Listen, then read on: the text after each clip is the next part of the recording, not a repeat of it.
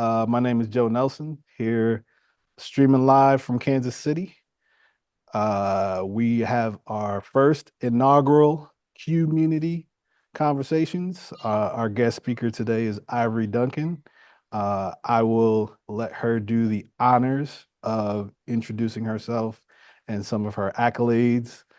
So, Ivory, welcome. Before we get started, I just want to let everybody know. So, our conversation today is about neurodiversity and education, right? And so, there may be some terms that folks are familiar with, but we're going to learn about what neurodiversity is and why it's important. But first, we're going to learn about Ivory. So, Ivory, please tell us about yourself. We got to go all the way back to kindergarten. And so, tell us what's kind of formed you and made you into who you are and what leads you into the work that you do today.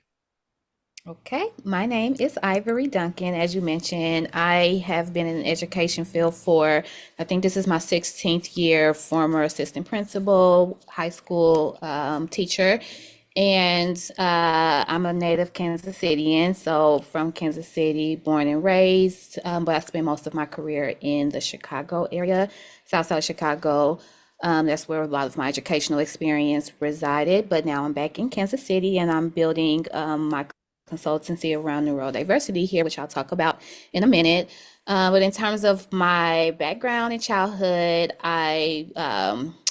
kindergarten. I went to Woodland Elementary. It's no longer a thing, but it was a very like community-based traditional public school in the 90s, which looking back, I've definitely informed how I educate students because I had teachers who cared about me and my well-being and wanted the best for me, teachers who looked like me. And so I was fortunate enough to be able to extend that same thing to my students 20 years later as an educator. Um, but I would say my I don't know what else you want to know in terms of my upbringing, but that's what informs what I do now is my my time in school and the teachers who took a liking to my potential. And here I Okay. am now. I am a mother of a 8-year-old little boy. His name is Khalil, and I learned that he was on the autism spectrum when he was 4.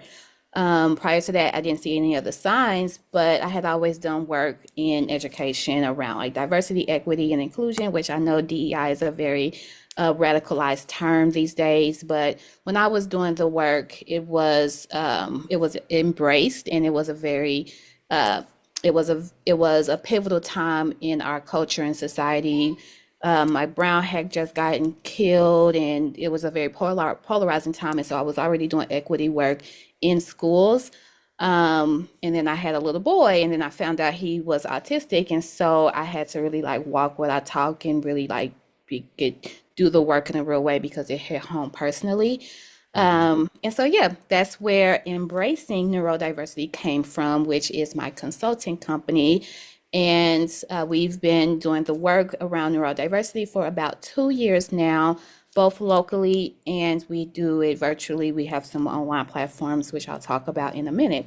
But to Okay. answer your original question around what neurodiversity is, essentially it's an umbrella term that defines the way that people think differently. And so some of those diagnoses that falls under the term neurodiversity is autism, ADHD, and dyslexia. Those are the three common ones, but there are a plethora.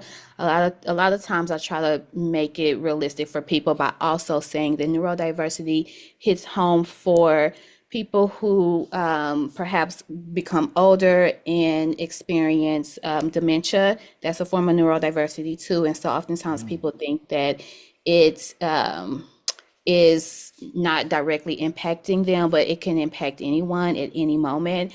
And Mhm. so I'm incredibly passionate about the work, not just because of my son, but because I'm an educator. And so I think it's really important for people to be able to embrace the way that people learn differently instead of co- pushing young people, especially to conform to mainstream society's way of learning. So, Okay. Yeah. So definitely want to come back to that and dig into that a lot more because every time we talk, I always learn something new. And I think it's important that folks understand and have vocabulary for some of these things that we may see, Mhm. but not understand or not know how to articulate. Sure. But let's go back to not quite to kindergarten, Mhm. but let's talk about your education, your upbringing, and you touched on it, right? So Mhm. community-based public Mhm. education. But what Mhm. inspired you to go into education in the first place? I always tell people it really just found me. I did not find it. I was a smart student growing up, but I was not really studious. I grew up in a pretty rough neighborhood, and the schools that I went to, though they were very community oriented, like I went to Woodland Elementary, and then I went to Northeast Middle and High School. So, of those locally who may be listening to this, you're very familiar with Northeast, and the barriers that they experience now, it was 10 times that in the early 2000s. And Mhm. so I was not studious, nor was I someone who got a high quality of education. But as I mentioned, I always had teachers who knew my potential, and literally I was sort of coasting through school, getting by, and I really had not even planned to go to college. I was like, I really just want to get a job and be able to pay my bills and live a comfortable life because I didn't come from, a comfort um, lifestyle. And so I had a counselor at Northeast High School who told me, like, you should just apply to school. You should just apply to a college and just see what happens. So I literally applied to one college, Missouri Western State University, and I Okay. got in on a conditional basis. And I was just like, let's just give it a try. And I was like, um, it was a gamble. I had no plans, and so I went, and the rest was history. Once I got to campus, I had always been a curious person. I was a reader. I was someone who wanted to learn, but I just didn't come from a foundation or a traditional school setting that capitalized on that. And so it wasn't really until I got to college where I really became more serious about my education. Mhm. And so super thankful for that counselor because had it not been for her just telling me you should apply, I would not be here today. But after that, I got my undergrad degree in criminal justice. Thought I was going to go to law school. I had a internship at a law firm and soon realized this is a whole nother conversation, but I realized how much the criminal justice system is modern day slavery and it just wasn't a good fit for me. And so I started working with young people. I got an internship in Chicago. It was only supposed to be a summer internship for a youth program, and I went there for the summer right after college, and the rest I stayed. I did not want to come back to Kansas City, so the person I was working with, I was like, I want to stay here in Chicago, and they got me a job in a school. I was not like this all was happenstance, and so I started working as a counselor in a high school, and I just never looked back. And so, at 22 years old, I moved to Chicago, started working in the high school, and then just moved my way up to being an assistant principal at some point. And so a lot of my career trajectory was really like people seeing my potential, and I just capitalized on it and took the opportunity. But much of it was very much so informed by my upbringing and the fact that I actually didn't have a quality education, I think made me a better educator. Because I remember I had some great teachers, but I also had some horrible teachers too. And so, I remember those experiences and it informed how I educated. So, Wow, again, every time we talk, I learn something new about you, and then just you always educate me more on the ideas around neurodiversity and really mm, expanding upon that. And so let me just clarify one thing: DEI is not a dirty word on this show. So right. we're going to talk about it in all its various forms and Mhm. unapologetically. But let's dive into the neurodiversity piece of things, right? So as we start to learn more, right? You mentioned it a little bit. The community started to learn more about what is this concept, right? So you mentioned some of the words autism, Mhm, being on the spectrum, mhm, ADHD, which I know ADD is one mhm, a term that mhm, used to be floated around, but that's no longer applicable from what I understand. So can you talk a little bit more about that and like for the folks that may not be as familiar, right? mhm. What are some of these terms? What do they mean and the significance behind them? Yes. Before I do that, I want to say I'm an educator. I'm not a psychologist or a Mhm. psychiatrist. I'm an educator and I am an autism mom. And so when I speak about these things, I'm coming from the lens as an educator and as a parent. So I don't want anyone to get that misconstrued. I feel that it's important to say that. The second piece I want to say is that the labels and the terminology, they are important, but they are not it's not the core of what is important. What the core of what is important is like meeting people where they are and accepting them for who they are, regardless of their affect or how they show up in the world.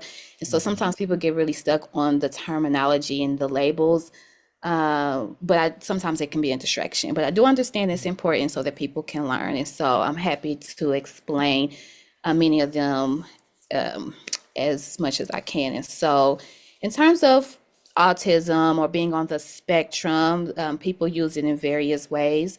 It is essential, it shows up differently in everyone, but it primarily affects your social skills and your verbal skills in terms of like how you communicate with others, but also how you understand people and how people understand you is the Mhm. simplest way that I can explain it. And so, example for my son, I didn't see the signs of autism blaringly, but the biggest thing that showed up was that his speech was significantly delayed. And so, when he was about 2, it was recommended by his pediatrician to take him to a speech therapist because maybe he's the only child and he's not around other young kids his age, so maybe that's a barrier. So, take him to a speech therapist and then put him into some sort of like daycare, right? So I did both of those things. And Mhm. I still have the report to this day. The speech therapist in her initial evaluation, she said that she didn't see any signs of autism. She literally put that in her report. So I had no reason or urgency to like look for that. But it really wasn't until when I put him into an in-home daycare program so that he can be around other kids his age, that the teacher, she was such a blessing to me at that time because I literally was my first child. I didn't know it, and I've worked with high school kids. I've worked with high school kids who are autistic, but so I had a one view of what it looked like at the time. But she said that, he's not really engaging with the other kids. Like he goes off and does his own thing. So that's where the social piece started to come in. Like I knew that he verbally was delayed and we were working on that. But she started to tell me like he's not engaging with other kids. Like, he goes off and does his own thing. He's not taking direction very well. And then like some behavior stuff started to come up in terms of really just not following direction and just wanting to do what he wanted to do. And so again, I was just going off of like he's only child. And I honestly was told, I wanted to share this story. So if there are any parents who are listening or other parents who have children who are autistic, I was told by the speech therapist at that time that I needed to be more of a disciplinarian toward him. She said that the reason why he's not like speaking as much or some of his behaviors were resistant was because like I needed to whoop him more. I needed to be more stern with him, right? And so, I think she felt comfortable saying that to me because we're both Black women, and she probably felt culturally she could say that, but that is actually not what you say to a parent who is, trying to figure out what is best for their child. And also, a lot of people tend to say that when it comes to Black boys, right? Not Mhm. realizing that some of this is a part of, if they are autistic, a part of their how they regulate in the world. So, going back to what autism is, it shows up socially and verbally mostly. but it Mhm. also can, there are also academically or developmentally, there can be some delays. Not all children who are autistic have developmental delays in terms of being able to learn information. There are some who are actually incredibly high performing and are considered to be like quote unquote geniuses. And so we know some people Mhm. um, who are in mainstream society who have spoken out and have said that they are neurodiverse. And so um, he's pretty polarizing right now in society. But Elon Musk has gone on record to say that he is neurodiverse, and Bill Gates also has mentioned it. And so these are some like high profile men who also have who are neurodiverse, and I use that term because I don't know how they label themselves, um, but maybe they have some other like social quirks as we call them, and so it just shows up most of the time socially and verbally, but sometimes it can show up academically. So Okay. that's autism. As it relates to ADHD or ADD, it depends on the person how they want to label themselves. This is more common now more than ever because we live our lives through technology, and so it's very hard for anyone to focus. And so everybody pretty much is kind of self-diagnosing themselves, but it truly is a lot of kids who are autistic also kind of have a double diagnosis of having ADHD. Khalil, I'm pretty sure is that's a part of his autism, but it's essentially like an extreme inability to focus without needing to be redirected, or like you're not able to self redirect yourself when it comes to being able to focus, right? And so that's how Mhm. that shows up. And then the last one in terms of the dyslexia piece is just being able not being able to read words get twisted. Like so, you'll see a word, let's say the word read, and maybe you'll see the E and the A um, sideways or backwards, right? And so that's Mhm. sort of how that shows up. And there are plenty of others, which I encourage people to look up.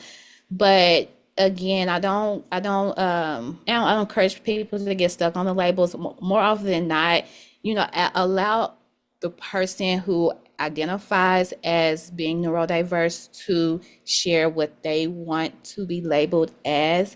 And so right now, Khalil is 8, and he doesn't, I don't think that he knows he's autistic, but I am teaching him as he gets older to be Mhm. able to verbalize that so that people understand who he is and operates with him accordingly. And so, yes, I hope that was helpful. No, that helped explain a lot. We're gonna keep going because this is, again, it's a learning experience for me, so I know folks in the audience are learning as well. So, when we talk about, you hit on some things, right? Hmm. Diagnosis. Hmm. When we look at, there's like two sides to this, right? So you have the cultural piece, right? And then Hmm. you have the clinical piece, we'll call it. And so Hmm. you have what demonstrates and shows symptomatically, right?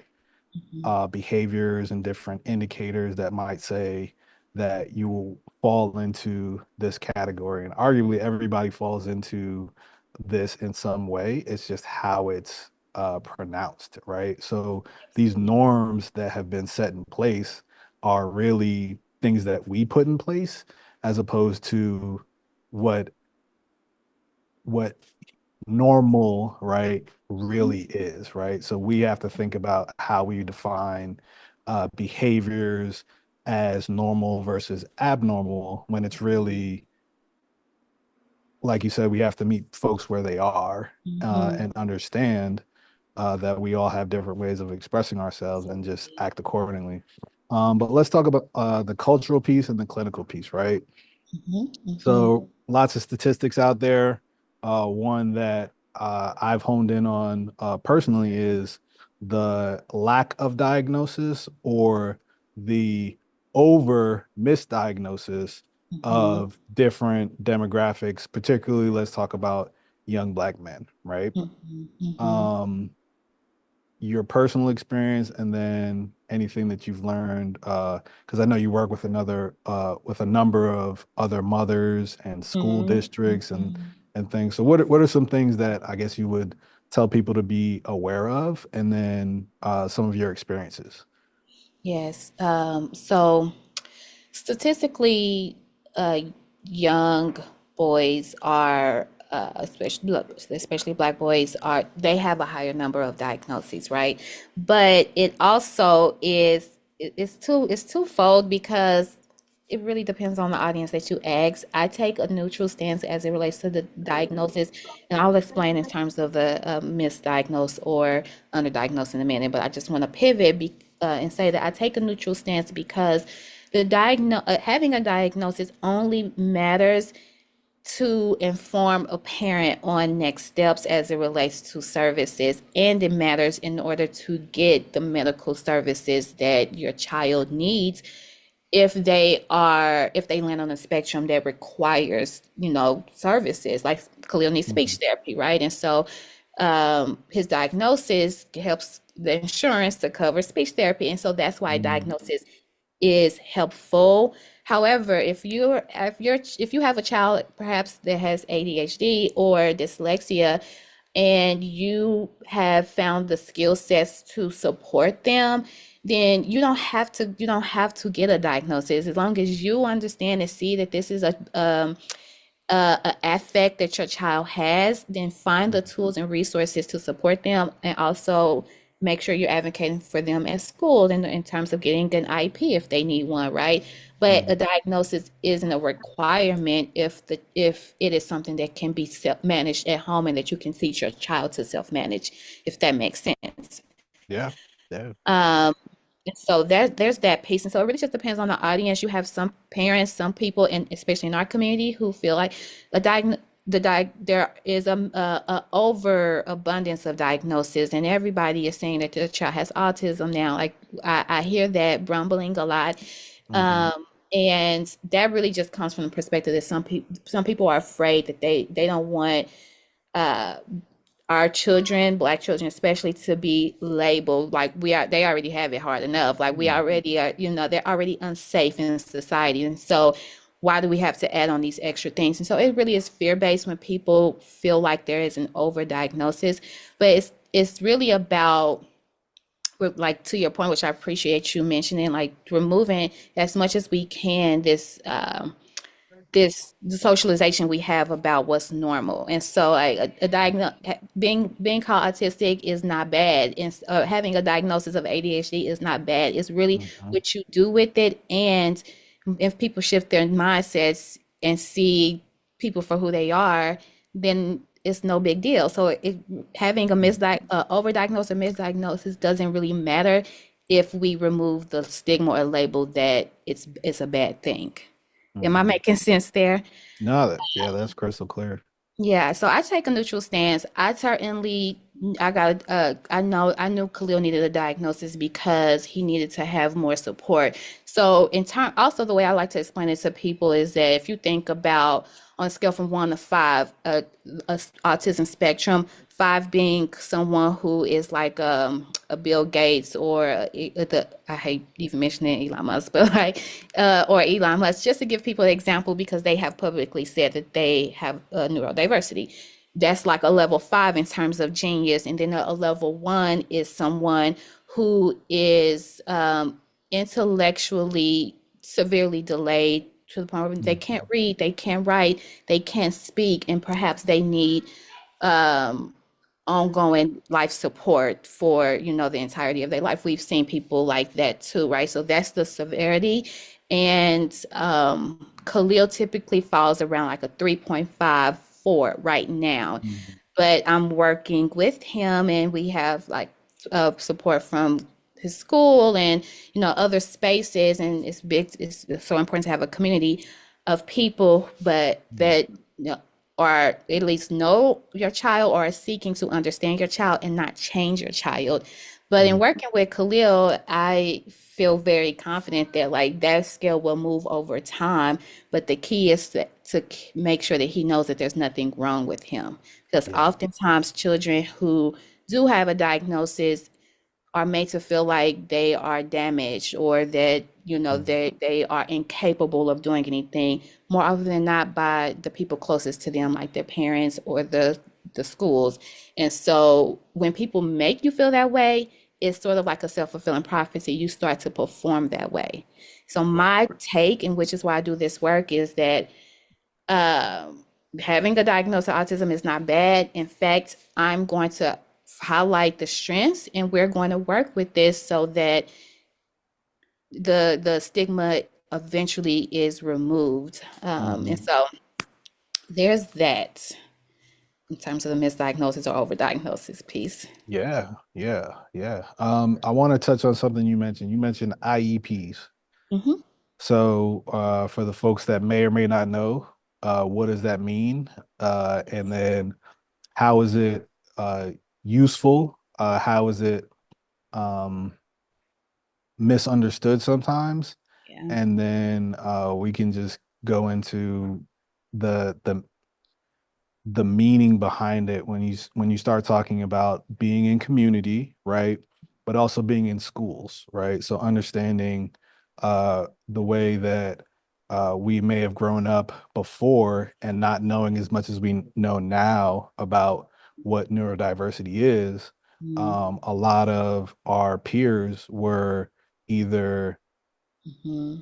set into their own, put into their own classrooms, put on their own transportation, kind of made to feel, right, whether it was intentional, but definitely the signal was sent, hey, you go over here and we'll provide these services that you need over here away from everybody else. So while we're doing the work of helping, we're also doing a disservice. And I know things have changed, but we want to dig into how have they changed and how can they improve, right?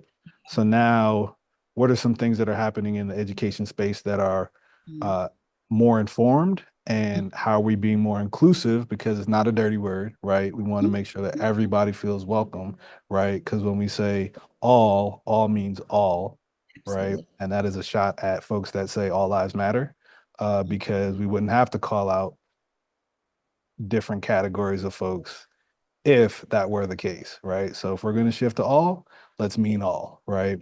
And so Yeah. we need to include everybody in it, right? We can argue about the letters and the semantics. We'll argue all day. But let's dig into that. So IEPs, what do they mean? How does this influence the education space, and how do folks that may not have children at all in the school systems, or no longer in the schools currently, or they may not have children yet, or they have children now, but they're like, they want to teach their children to be informed and to be inclusive, right? Yeah. What would you tell those parents? And so a lot of things there, but have at it. Got it. So an IEP is an individual education plan. It is a legal document. I like to emphasize that so parents know that schools are legally required to abide by what is in this document, but it's an individual education plan. And it's essentially a document that lays out what your child's strengths are and what their areas of growth are. And then the areas of growth are broken down in categories by when I say areas of growth, I like to speak in positive terms, but for Mhm, those who don't are not aware, it essentially means like what their barriers are, where they are delayed, right? And mhm, so those are breaking down into categories in terms of communication, reading, math, writing, and I think there's like something like social emotional skills, right? And then they'll create a plan on how where your child currently is, and then what steps they're going to take to move them along, to move them to set a goal for them to improve by a certain level or a certain amount by a certain date. mhm, And then usually they're like semester dates, like quarterly dates or monthly dates. And so then you're meeting with the school twice a year, more often than not, but really a parent can meet with the school as many times as you want to request a meeting to get a status on your child, you can. But the school is required to twice a month have a meeting with you to update you on your child's progress. Mhm.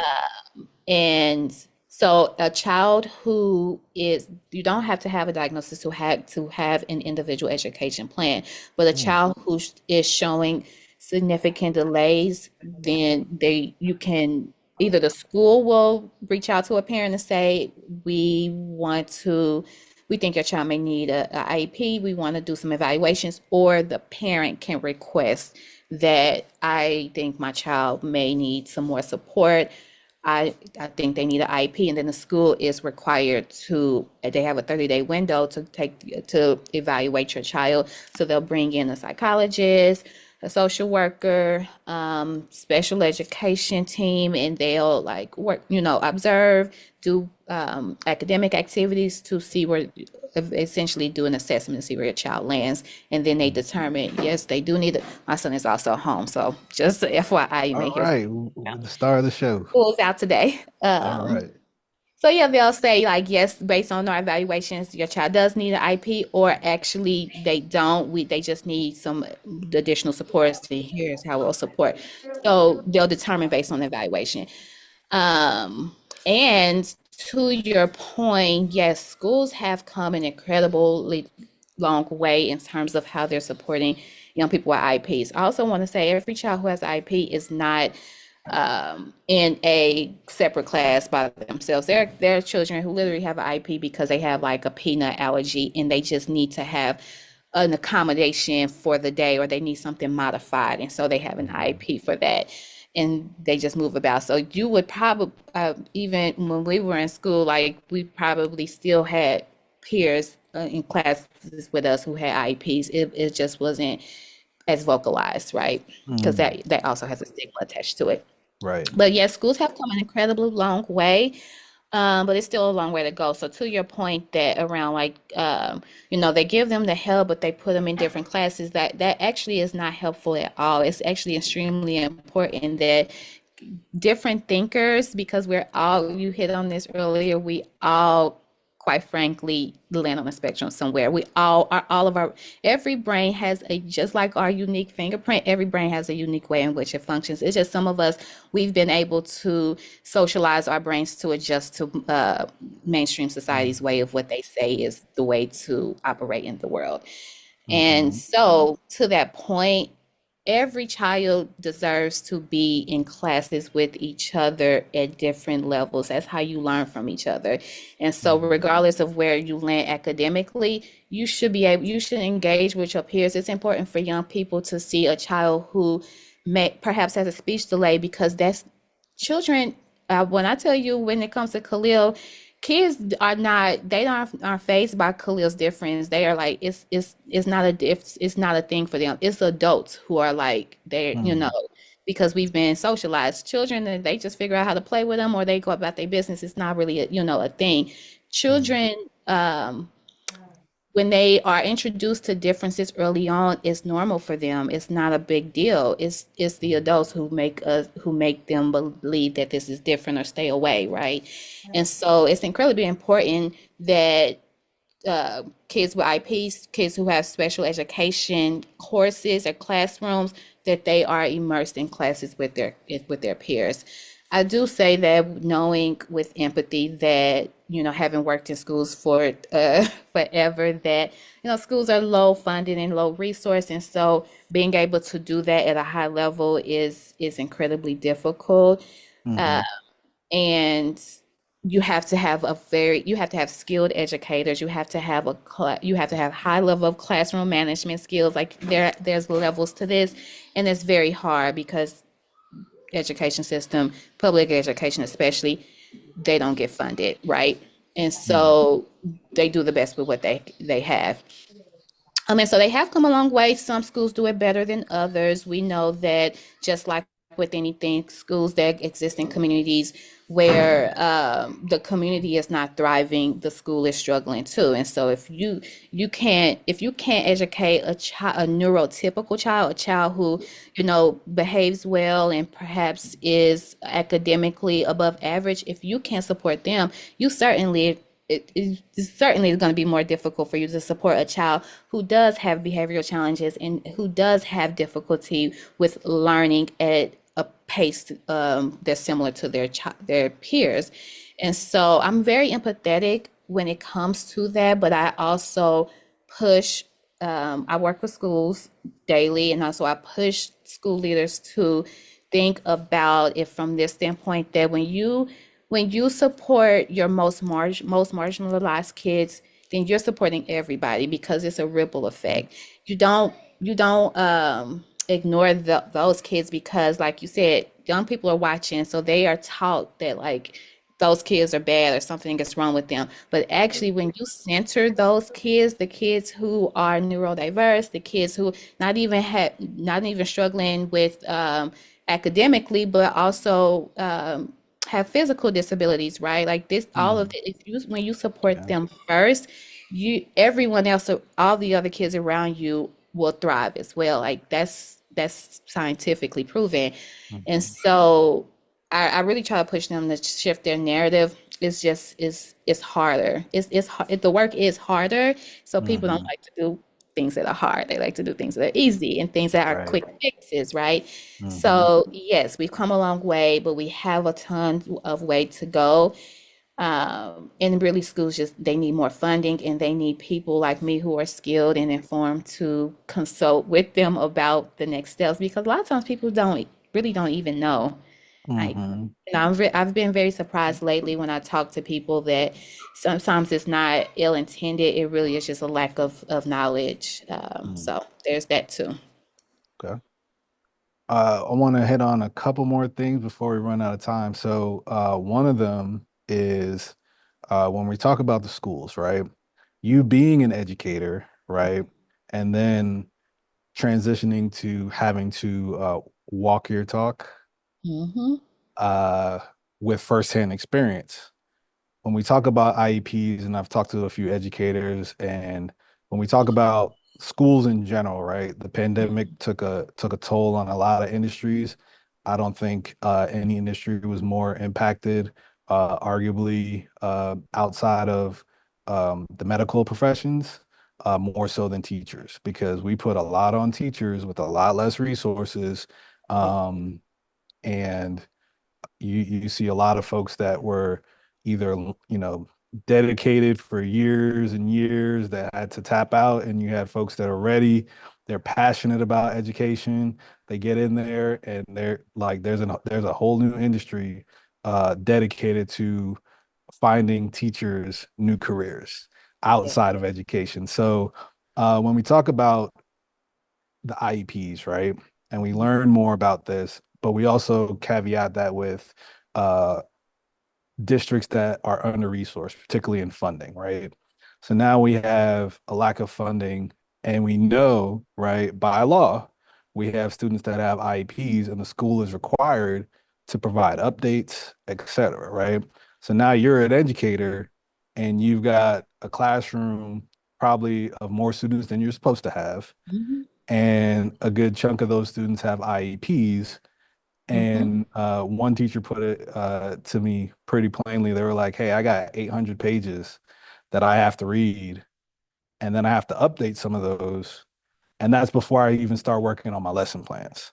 So, talk to me about that a little bit, like from your own experience, and then like how can we do better, and not only help the community understand, but help these teachers, right, that are in there doing the work and molding our future.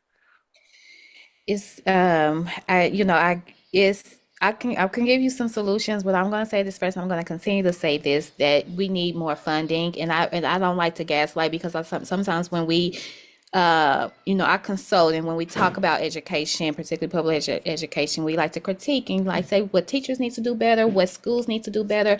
what and yes, there is space for that, but it's very hard to do anything when you don't have the money to do it, right? And so I don't like to point, having worked in it, I don't like to point the finger at the people who are on the ground doing the work Mm, and saying they need to do better, even though they do. And I'm going to talk about that when we don't even provide them with the resources to do well, and mm, not even just funding the school, but also like paying people what they deserve. The fact that teachers get paid one of the lowest salaries in terms of careers out of most industries is ridiculous. Like people don't want our kids to learn clearly, right? And so mm, that's first, and I want to name that so that folk.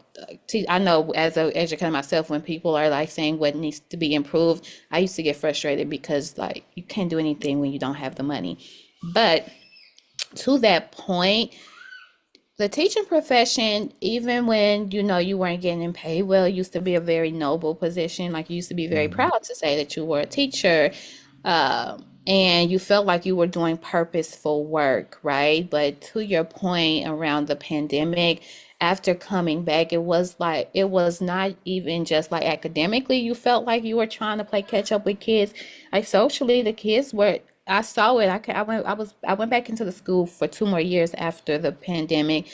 The kids were socially behind as well. Like they mm, were fighting. They were like because they didn't know how to communicate with each other because they were communicating online, right? And mm, so it was literally like uh we didn't know what to do. We didn't know how to engage with young people, and I think that that's still happening today. And mm, so I've gone on record to say, and I even said it. I had spoke at the Amplified conference here in Kansas City last November, and I was like, I fundamentally believe that every child needs an IEP. I don't care if you are mm, neurotypical and high performing, because we've all, even adults, we've all been incredibly impacted by the pandemic, even with grief and how it impacts like your brain, and you get brain fog because so much has occurred in society. So we all need IEPs, and we need to slow down, step back, and kind of remove the timeline. The education system works on this structure of by kindergarten through fifth grade, you should be reading at this level. You should be moving at this mm, rate in terms of your math, your science, and that is stifling us as a society and as a culture. Like the reason why I say, and it's my last point, but the suggestion that I have is that we all need IP because we all need to know where we land in terms of our academics as young people, and we all need to be met. We need to be met there and supported there, not on this mm. like rat race where like let's beat these kids up, let's get the testing so we can get the results and get the money. That's not working anymore. Right. So certainly slowing down, certainly removing, if I'm an educator as a teacher, removing that pressure of feeling like got to make sure your kids are on pace and meeting your kids where they are. And if you don't do anything else, oftentimes we feel like, oh my, I can't get this kid to learn. They're not consuming the information. If you don't do anything else, don't strip them of their dignity. You're like at minimum, right? Like Mm, kids, they don't always remember what you taught them, but they remember how you've made them feel. And so even if a child is not learning the way that you think that they should learn, or not behaving the way that you think that they are behaving, don't strip them of their dignity. Be mindful of how you speak about them. Be mindful of how you speak to them, and mm, practice patience. We all need that, because even if they've finished the year academically behind, they remember that this teacher cared about me, and they have that confidence so that one day when they are ready to learn, they feel equipped to engage in it, right? But if you strip them of their confidence and you make them feel that they're dumb or unable to learn in third grade, they're going to remember that. And by the time they're 16, that stays with them. So if you mm. don't do anything else, just don't strip kids of their dignity at That's minimum. so, listen, that's so important. So we're going to emphasize that again. We have to treat our kids and love all of our kids and treat them with the dignity and respect that they deserve, because they deserve to be here and they deserve to be loved, just because they're here and for no other reason. We don't Absolutely. need a reason to love on them.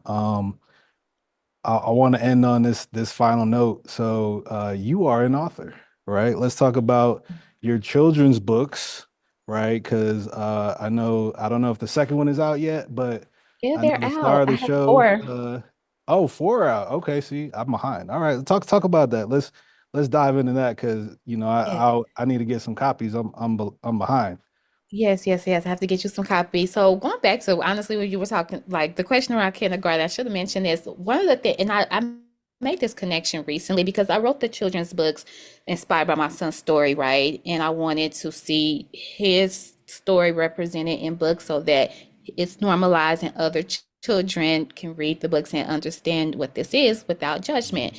But I was like, one of the things my mom, she's passed away. One of the things she gave me the gift of reading when I was a little girl. She would take me, she was a reader, so she would take me to bookstores with her and she would allow me to pick out books. And so I was always like an avid reader growing up. As a little girl, I was always reading. And when I had Khalil, I bought so many children's books. Like that was a thing. Like I knew that it was important for him to have access to books and to literature.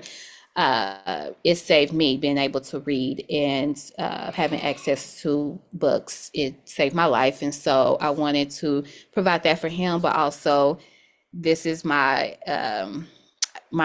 hopefully my offering to society also that I want young people to come across this book and see themselves. One of the things I'm really proud of is that the images in the book are like of a black boy with locks and a mom who has a culturally like relevant hairstyle, and these are things that are important that people don't consider often when they're writing children's books. And so that is what I did. And so it is a children's series book that touches on topics as it relates to autism. So there's one that highlights his speech delay. There's another one, Khalil and the Picky Eater, that highlights he's incredibly picky eater. There's one, Khalil and the Pool Rules. He likes to swim. A lot of children on the spectrum love water. So I wrote a book around pool safety because there's a high statistics of a lot of young children who are autistic who also drown because they gravitate toward the water, but they haven't learned safety skills yet. So I wrote a book about that. And then the last one, since Khalil, came into exception, he's had an obsession with farm animals and Okay. Old MacDonald specifically. So I wrote a children's book about a young boy who's exploring the farm, and I highlighted in there the history of Black farmers, right? And so, Right. like, I also try to, like, I can't help but be an educator, so I try to infuse a little bit of history and learning in there. So, yeah, those are my books, and I'm so excited and proud of them where we are. I'm trying to get them out there so people know that they exist. I would love to have them in schools across the city. I have curriculum aligned to it so that going back originally to your question about how do we get young people to embrace this is it starts in the schools. It starts at home, but and also in the schools. But the curriculum it asks questions so that kids can begin to think about these things in a critical way. So very proud of that. I have a long-term goal that like maybe it'll be like a YouTube series or something. I'm All putting it right. out to the universe. Yes, but yeah, so Yeah. those are the books. Let's work on that. All right. Last, as we wrap up, Mhm. tell the folks out here how to reach you. Yes. Uh, yeah, all about your books, your consulting, uh, any and everything, socials, because that's a thing now, apparently. I don't Yeah. Okay. know. And hopefully I can provide you with the links. I don't know if you'll be able to put that in your in the interview, but We got the vibes. Embracing Neurodiversity is my consulting company.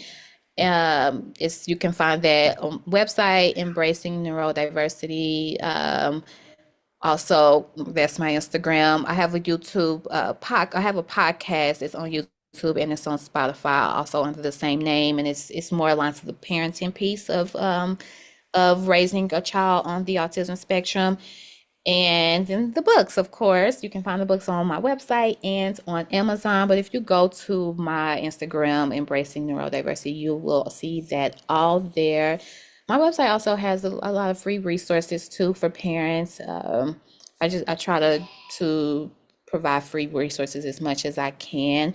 When I started this journey, I didn't know anything and didn't have access to anything, and so I try to like mitigate that for parents now.